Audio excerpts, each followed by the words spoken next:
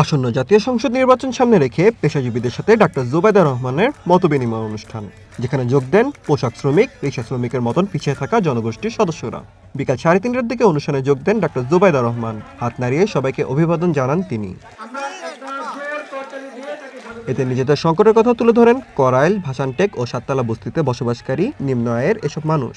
অভিযোগ করেন গত 16 বছর তারা তাদের অধিকার পাননি। স্কুল, কলেজ, এমনকি সামাজিক নিরাপত্তাতেও ছিল না তাদের প্রাপ্য অংশ।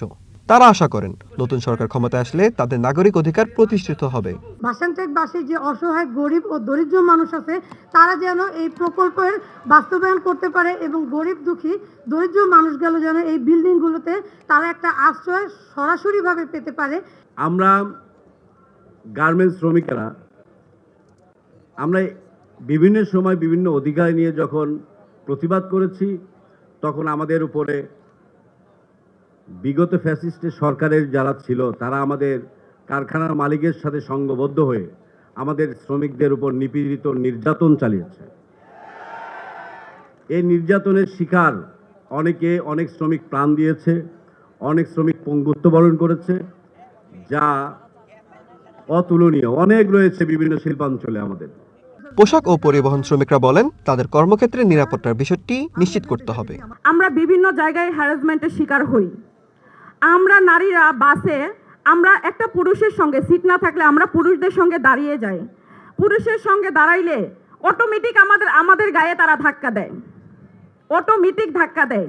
সো আমি বলতে চাই আমাদের যাতায়াতের সুব্যবস্থা করা হোক। প্রতি বছরই আমাদের এখানকার অনেক মানুষই চিকিৎসার অভাবে মারা যায়, যে বিশেষ করে প্রসূতি মায়েরা ও নবজাতক শিশুরা। আমাদের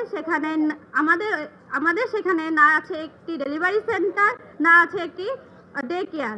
বিএনপি স্থায়ী কমিটির সদস্য নজরুল ইসলাম খান বলেন বিগত সরকার দেশের মানুষের উন্নয়নে খুব বেশি গুরুত্ব দেয়নি। তিনি বলেন বিএনপি সরকার গঠন করলে নাগরিক অধিকার নিশ্চিত করা হবে।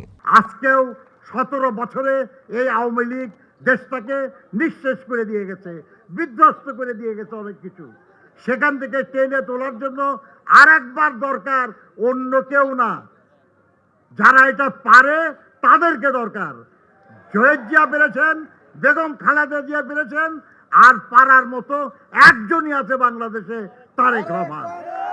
অনুষ্ঠানে ডাক্তার জুবাইদা বলেন আমরা শ্রমের মর্যাদা দিতে চাই, করতে চাই মেধার মূল্যায়ন, দেশে ন্যায়ভিত্তিক অধিকার প্রতিষ্ঠা করার প্রতিশ্রুতিও দেন তিনি। বলেন এমন একটি সমাজ ও রাষ্ট্র ব্যবস্থা গড়ে তুলতে চাই বিএনপি, যেখানে নেতা নয় জনগণই হবে মূল শক্তি।